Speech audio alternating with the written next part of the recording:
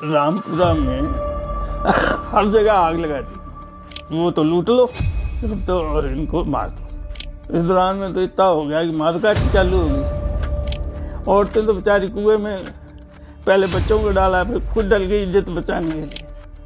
कुआं भर गया औरतों से। मुसलमान जो थे यहाँ वाले काफी एरियाज के, अगर हम बात करें तो पंजाब से ज्यादा, हाँ पंजाब से ज्यादा गया, बाकी यहाँ तो एक भी नहीं गया। पंजाब का काफी हिस्सा 54-55% हिस्सा वहां चला गया। यहाँ तो राजा 45% हमारे पास रह गया। सीकर राव राजा थे तो उन्होंने किसी को जाने नहीं दिया, मुसलमान एक को भी। अच्छा, यहाँ से नहीं जाने दिया। ना। ठीक है, तो ये भी एक जयपुर से भी नहीं गए, रियासतों में से नहीं गए। ठीक है ठीक है ठीक है। यहाँ से जो पलायन वो बहुत कम हुआ। बहुत कम। तो कुछ उस दौरान का याद है जब ये हो कि चलो जी अब तो जाना पड़ेगा? कुछ उस दौरान की याद है आपको? क्या कर रहे थे या क्या माहौल था उस टाइम गांव का? रामपुरा में हर जगह आग लगा दी। तो आग वो किसने लगाई? अभी हम 2 मिनट पहले ये बात कर रहे हैं कि परस्पर संबंध थे, सब अच्छे थे, वो आग लगाने वाले कहां से आए? उल्टे हो गए, तो एकदम से पलट गए, दिमाग ही पलट गए उनके। कैसे, क्यों? दुश्मन बन गए।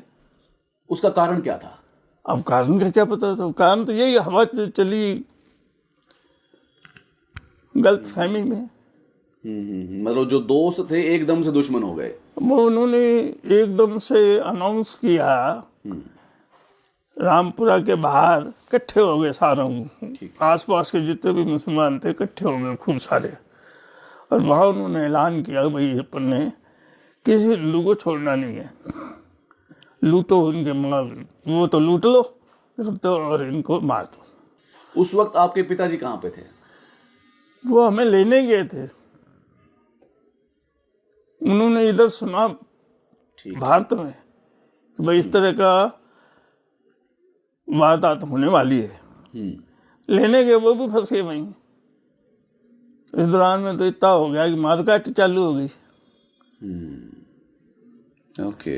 10% भी उधर से लोग नहीं आए हैं।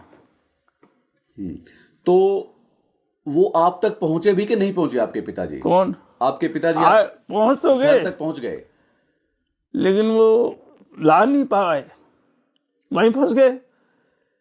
सब ट्रेनें सब बंद हो गई सारी। मिलिट्री उनकी, हमारी नहीं। गोलियां चलाते थे वो। धोखा भी दिया उन्होंने। जैसे यहाँ वो रक्षाबंधन का वो दिखा के कि हम आपकी रक्षा करेंगे, गेट वगैरह खुलवा लिए गुरुद्वारे के और मारकाट चालू कर दी। अच्छा, गुरुद्वारे में लोगों ने शरण ले रखी थी? शरण ले रखी थी। औरतें तो बेचारी कुएं में पहले बच्चों को डाला, फिर खुद डल गई इज्जत बचाने के लिए।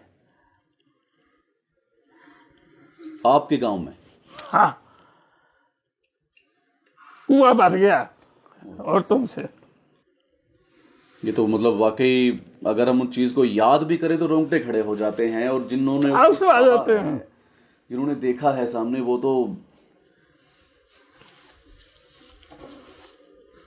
बिल्कुल।